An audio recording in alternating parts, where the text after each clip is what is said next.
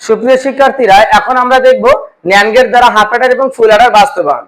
একটু লক্ষ্য করলে আমরা দেখতে পাবো হাফ অ্যাডার এবং ফুল অ্যাডার বাস্তবায়নের ক্ষেত্রে আমাদের আগে জানতে হবে অ্যাডারটা কি। মূলত এখন অ্যাডারের কাজ হচ্ছে যোগ করা, অর্থাৎ যে সমবায় বর্তনীর সাহায্যে কি কাজ করা হয়, যোগের কাজ করা হয়, তাকে অ্যাডার বলে। আর অ্যাডার রয়েছে দুই প্রকারের, এক হচ্ছে হাফ অ্যাডার, দুই হচ্ছে ফুল অ্যাডার। এখন হাফ অ্যাডার কি করে, আমরা যদি হাফ অ্যাডারটা বুঝি ফুল অ্যাডারটা হয়ে যাবে। দেখো, হাফ অ্যাডারের কাজ হচ্ছে, এটা হচ্ছে দুইটা ইনপুট যোগ করা, মানে যোগের কাজই করবে। অ্যাডারের কাজ হচ্ছে যোগ করা, কিন্তু যে সমবায় বর্তনী কি করবে, দুইটা ইনপুট যোগ করবে, তাকে হাফ অ্যাডার বলা হবে। অর্থাৎ হাফ অ্যাডারের কাজ হচ্ছে সবসময় দুইটা ইনপুট যোগ করা। আর ফুল অ্যাডার কি কাজ করে, তাহলে বোঝাই যাচ্ছে তিনটা ইনপুট যোগ করবে। এখন দেখো, এই যে হাফ অ্যাডার যেহেতু দুইটা ইনপুট যোগ করে, যোগ করলে আমরা কি করি, একটা সাম থাকে আর একটা ক্যারি হয়। শিক্ষার্থীরা, আমরা এখানে একটা বিষয় লক্ষ্য করব, সেটা হচ্ছে এই হাফ অ্যাডারের ক্ষেত্রে যেটা রয়েছে, দুইটা ইনপুট যোগ করলে আমাদের কি পাবো, একটা যোগফল পাবো এবং একটা ক্যারি থাকবে। এই যে যোগফল একটা হচ্ছে এবং একটা ক্যারি হচ্ছে, দুইটা ইনপুট যোগ করলে। তিনটা ইনপুটের ক্ষেত্রে তাই আমরা দেখতেছি একটা সাম এবং একটা ক্যারি। এখন লক্ষ্য করো তোমরা, এই যে সাম এবং ক্যারি কিভাবে হচ্ছে। এখন দুইটা সংখ্যা যদি আমরা যোগ করি, ধরা যাক এখানে 9 এর সঙ্গে আমি 6 আমি যোগ করতেছি। আচ্ছা, 9 এবং 6 যোগ করলে কত হবে, 15 হবে। এখন 15 এর কত হচ্ছে, এখানে 5 লিখতেছি আমরা, যোগফল যোগ লিখতেছি 5, কিন্তু হাতে রাখতেছি কত, 1 কে রাখতেছি হাতে, আর কোনো সংখ্যা নেই বিধায় এখানে আমার সেই 1 এর 1 লিখলাম। এখন বলো, প্রথমে আমরা কি করলাম, আগে যোগফলটা লিখলাম এবং হাতে রাখছিলাম। হাতে রাখার পর এখানে অন্য কোনো সংখ্যা ছিল না বিধায় এই হাতে যে রাখছিলাম ক্যারি, হাতে রাখাটাকে কি বলা হয়, ক্যারি বলা হয়। এই ক্যারিটা পরে কি করলাম, আর কোনো সংখ্যা নেই বিধায় ক্যারিটা বসাই দিলাম। এইভাবে আমাদের যোগটা কাজটা হচ্ছে। এখন ঠিক হাফ অ্যাডারের ক্ষেত্রেও দেখো, দুইটা ইনপুট আমি যোগ দিচ্ছি, যোগের ক্ষেত্রে কি একটা বের হচ্ছে, একটা যোগফল বের হবে আর একটা ক্যারি থাকবে। এটা হচ্ছে হাফ অ্যাডারের প্রতীক। এই হাফ অ্যাডারের প্রতীকের পর আমাকে যদি ন্যান্ড গেট দ্বারা বাস্তবায়ন করতে বলে, তাহলে বলো তো দেখি, এখানে ন্যান্ড গেট আমাদের বাস্তবায়ন করার সময় হাফ অ্যাডারের সমীকরণটা লাগবে। এই সমীকরণটা পাবো কোথা থেকে, এই সমীকরণটা মূলত শর্তক সারণী থেকে পাওয়া যাবে। আমাদের এখানে কয়টা ইনপুট রয়েছে, দুইটা ইনপুট। এখন দুইটা ইনপুটের জন্য শর্তক সারণীতে সারির সংখ্যা কত হয়, আমাদের 4টা হয়। কিভাবে, 2 এর উপরে যদি আমরা n দেই, সারির সংখ্যা কত, 2 টু দি পাওয়ার n সমান সমান আমাদের সারির সংখ্যা জানি। এখানে দুই ইনপুটের জন্য আমাদের কত প্রয়োজন, তখন হচ্ছে 4টা সারি দরকার। এখন দেখো, এখানে 4টা সারি দিলাম, হিডিং এখানে ইনপুট এবং আউটপুট দিলাম। হিডিং আর কি কি রয়েছে, এ আর বি ইনপুট রয়েছে এবং কি বের হবে, সাম একটা বের হবে এবং ক্যারি বের হবে। এইখানে আমার 4টা সারি রয়েছে, এই 4টা সারি। এখন একটু বিষয় লক্ষ্য করো তোমরা, এইখানে কিভাবে আমরা ইনপুটটা সাজাচ্ছি এবং কিভাবে আউটপুটটা বের হবে, এটা লক্ষ্য করলে দেখতে পাবা তোমরা যে আমাদের এখানে 4টা সারি যেহেতু রয়েছে, 4টা সারির ক্ষেত্রে আমরা কি করব, 4 এর অর্ধেক বলো আগে। 4 এর অর্ধেক কত, 2। এই জন্য এর মান যখন আমি এ কলামের মানগুলো বসাবো, এখানে কি হবে, 4 এর অর্ধেক যেহেতু 2 রয়েছে, এই জন্য 2টা 0 দিয়েছি, এরপর 2টা 1। এর পরের কলামে যখন যাচ্ছি আমরা, এর পরের কলামে যখন যাচ্ছি, 2 এর অর্ধেক আবার কত বলো, 1 কিনা। 2 এর অর্ধেক যেহেতু 1, প্রতিবারে আমাদের অর্ধেক অর্ধেক করে কমবে। এখানে দেখো 2 এর অর্ধেক কত, 1, এই জন্য একটা 0 দিয়েছি, একটা 1, একটা 0 দিয়েছি, একটা 1। এই শর্তক সারণীর কিভাবে ইনপুট সাজাইতে হয়, এটা আমার আরেকটি ভিডিওতে দেয়া আছে, তোমরা অবশ্যই ওই ভিডিওটি দেখবা, কারণ ওখানে পুঙ্খানুপুঙ্খভাবে বোঝানো হয়েছে। চাইলে ওই ভিডিওটা দেখতে পারো। এখন দেখো, আমরা ইনপুট সাজাই নিলাম। এখন বলো দেখি, আমাদের এস আর সির মান বের করব। এখন এস আর সির মানটা কিভাবে বের হয়েছে সেটা লক্ষ্য করো। আচ্ছা, তোমরা যদি লক্ষ্য করো, তাহলে আমাদের বাইনারি যোগের নিয়মটা, কারণ অ্যাডারের কাজটাই হচ্ছে যোগ করা। এখন এইখানে আমরা কি করব, এখন তোমরা দেখো তো দেখি, এখানে এ ইনপুট 0 রয়েছে, বি ইনপুট 0 রয়েছে। আচ্ছা, 0 এর সঙ্গে যদি আমরা 0 যোগ করি, তাহলে কত হয়, 0 হয়। অর্থাৎ সামও হবে 0, হাতে কোনো আছে নেই, এই জন্য ক্যারিও 0। এরপর লক্ষ্য করো, তোমাদের এর মান হচ্ছে কত রয়েছে, 0, এবং বি কত রয়েছে, 1। এখন 0 আর 1 যোগ করলে কত হয়, 1 হয়। এই যে সাম হয়েছে 1, ক্যারি আছে, কোনো ক্যারি নেই বিধায় এই জন্য ক্যারিও 0। এখন লক্ষ্য করো, এই যে 1 রয়েছে এবং 0 রয়েছে, এর মান 1 এবং বির মান 0। আচ্ছা, 1 আর 0 যোগ করলে কত হয়, 1 হয়, হাতে কোনো থাকে না, এই জন্য 1 লিখলাম এখানে সাম। হাতে যেহেতু নেই ক্যারি, এই কারণে ক্যারি আমার 0 রয়েছে। এখন লক্ষ্য করো, 1 আর 1 যোগ করলে কত হয়, 1 আর 1 যোগ করলে বাইনারিতে আমাদের কত হচ্ছে, 10 হচ্ছে। 10 বলতে 10 এর কত, 10 হচ্ছে, 10 এর 0 যোগফল 0 হচ্ছে, হাতে কত থাকবে 1। এখন দেখো এই 10 এর 0 হাতে 1, এই একটা লিখলাম ক্যারির জায়গায়। হাতে রাখাটাকে কি বলা হয়? ক্যারি বলা হয়। এই জন্য ক্যারি আমার 1 রয়েছে। এখন যে আমরা দেখতে পাচ্ছি এই শতক সারণীর আউটপুট, এই আউটপুট থেকে আমরা কি করতে পারবো? এখন সমীকরণটা বের করতে পারবো। বল আউটপুটে আমার কি কি রয়েছে? এস রয়েছে এবং সি রয়েছে। এই এস এর মান বের করতে হবে এবং সির মান বের করতে হবে। এখন এস এর মান বের করার জন্য যে বিষয়টা লক্ষ্য করো, এখন তোমরা লক্ষ্য করো, এই যে শতক সারণী থেকে আমরা কি করতে পারবো? এস এর মান এবং সির মানটা বের করতে পারবো। এই যে কোন একটা শতক সারণী থেকে কিভাবে আমরা ফাংশন বের করি তা আরো একটি আমার ভিডিওতে দেয়া আছে, যে শতক সারণী কি, শতক সারণী থেকে কিভাবে আমাদের ফাংশন বের করা সম্ভব হয়। এই ভিডিওটা অবশ্যই তোমরা দেখবা। এখন দেখো এই শতক সারণী থেকে আমরা এস এর মান বের করব। এস এর মান যখন বের করব তখন যার মান দেখবো 0 সেটাকে কখনোই কাউন্ট করব না। এই জন্য এস এর মান এই ঘরে রয়েছে 0 বিধায় এটাকে কাউন্ট করতেছি না, পরের সারিতে যাচ্ছে। এইখানে এসে কি পেলাম? 1 পেলাম। তখন আমরা ইনপুটের অবস্থা দেখব। এই ইনপুট আমার কি রয়েছে দেখো, এস এর মান যখন বের করতেছি আমার চলক ইনপুট তখন কি কি ছিল? এ আর বি ছিল। এ আর বি চলক রয়েছে। এখন যার মান দেখবো 0 তার উপরে বার হবে, তাহলে এ যেহেতু 0 রয়েছে এই জন্য এর উপরে বার, এবং বি কি রয়েছে? 1 রয়েছে, এই জন্য বি স্বাভাবিক। এরপর দেখো যখন আমাদের এই 1 এর ইনপুটটা আমার দেখা শেষ হয়ে গেল তখন পরের সারিতে যাব। এই পরের সারিতে যাওয়ার জন্য আমাকে কি করতে হবে? যোগ লিখতে হবে। এই যোগ দিলাম, পরের ঘরে এসে আবার কি পেলাম? আবার 1 পেলাম। তখন আবার ইনপুটের অবস্থা দেখব। এ আর বি চলকের মধ্যে এর মান রয়েছে 1, এই জন্য এ স্বাভাবিক, আর বি রয়েছে 0 বিধায় বির উপরে বার হয়েছে। অর্থাৎ এখানে শতক সারণীর ক্ষেত্রে আমরা যখন ফাংশন বের করি তখন আমাদের দেখতে হয় যার মান থাকে 0 তার উপরে বার হয়, আর যার মান হয় 1 সেটা স্বাভাবিকভাবেই বসে।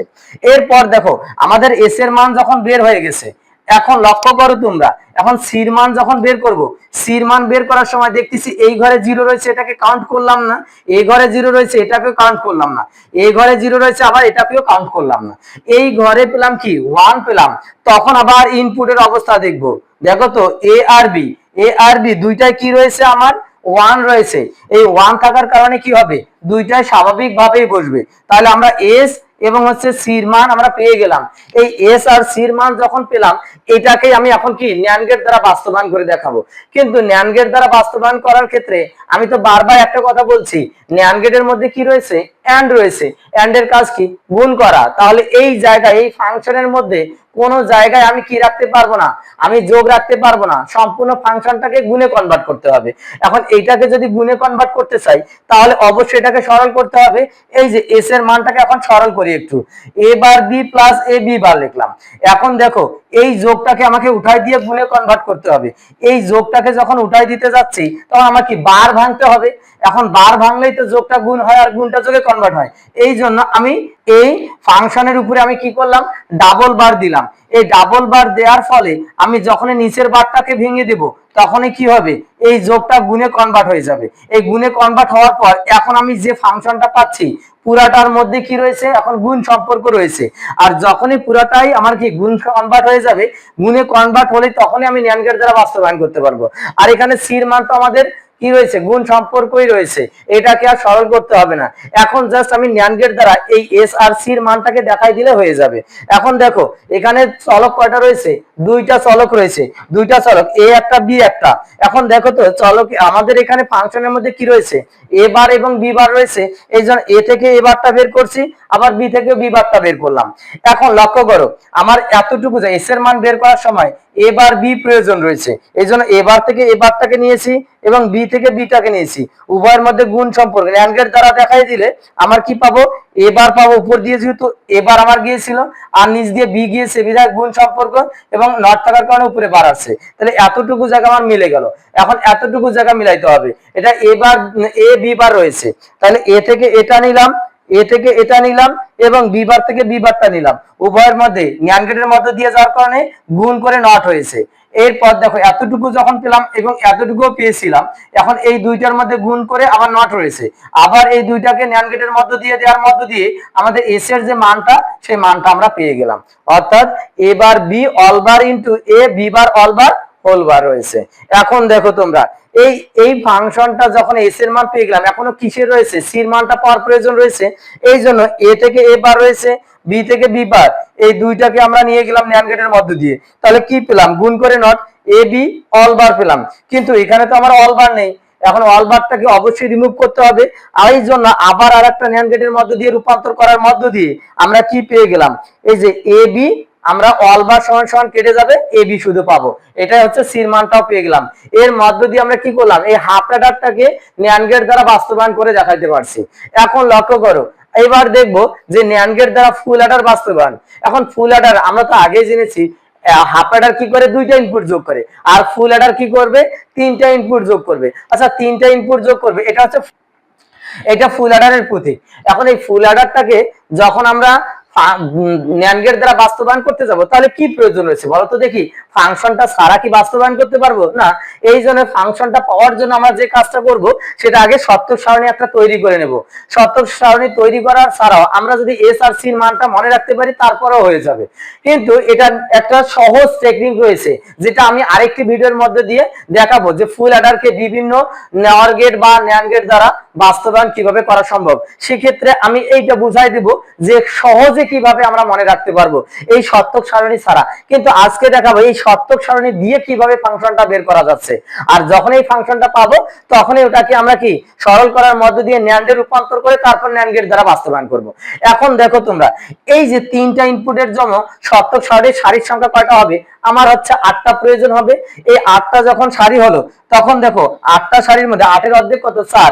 এই জন্য 4টা জিরো দিয়েছিলাম এবং 4টা 1 দিয়েছিলাম।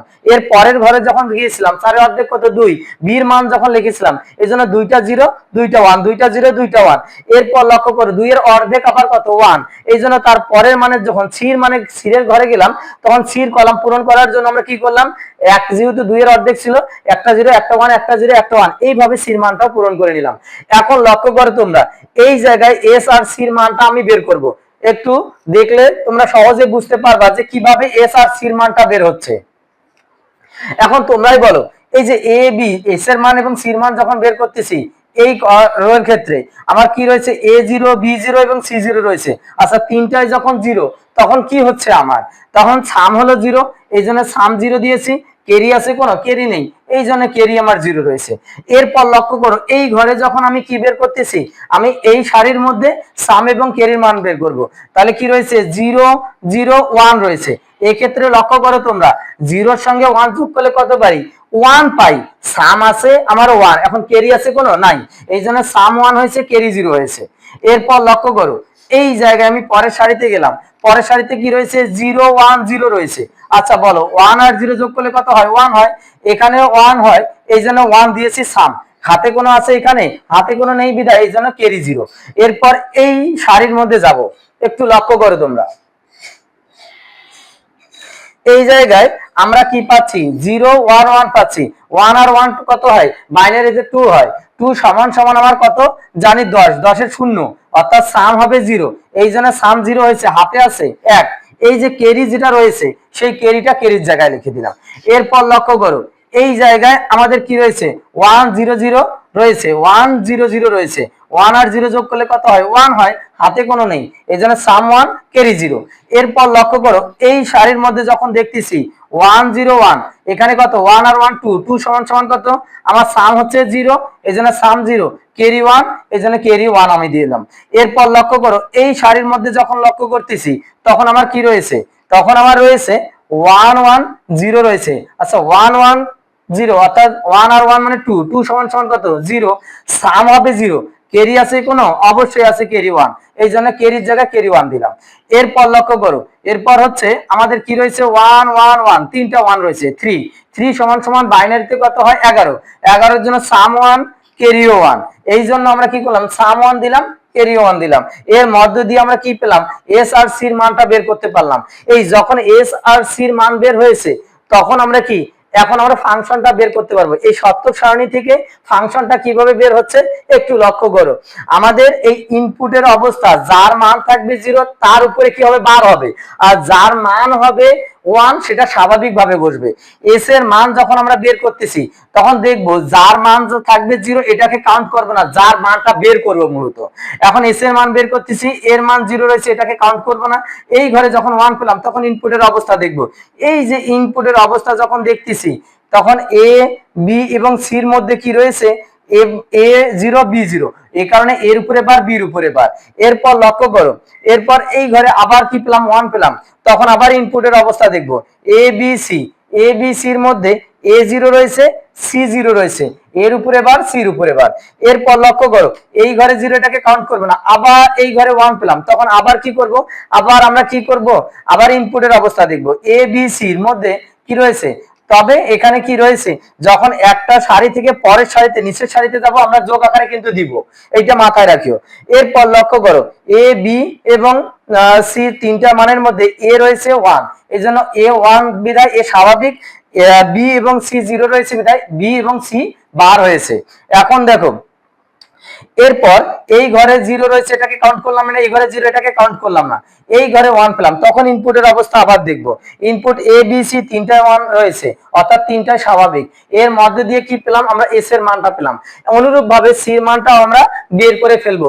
অবশ্যই তোমরা বের করবা আর কমেন্টে জানাই দিবা যদি প্রবলেম হয়।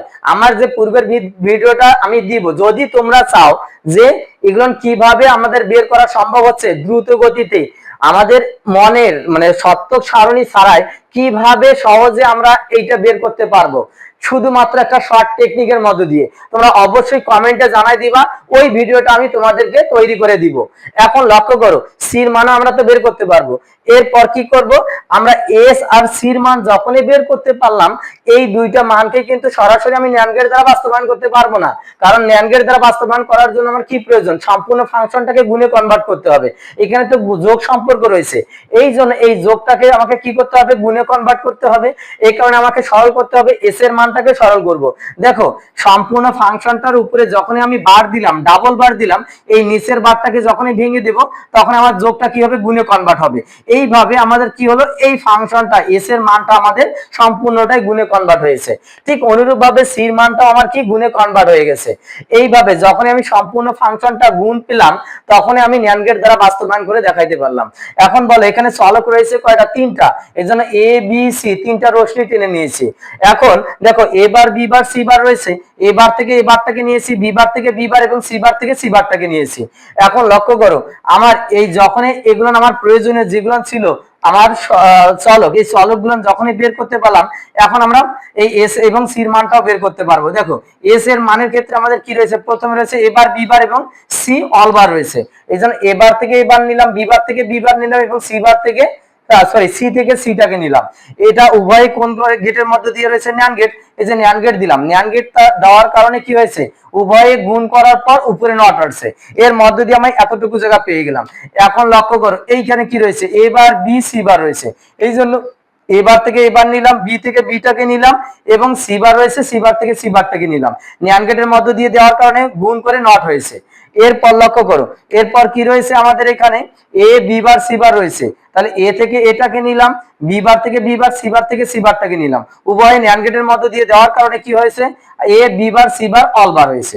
এরপর লক্ষ্য করো এইখানে কি রয়েছে, এইখানে A B C all bar রয়েছে, তাহলে এ থেকে এটাকে নিলাম, বি থেকে বিটাকে নিলাম এবং সি থেকে সিটাকে নিলাম। ন্যান্ড গেটের মধ্যে দিয়ে দেওয়ার কারণে এ বি সি এর উপরে অল বার হয়েছে।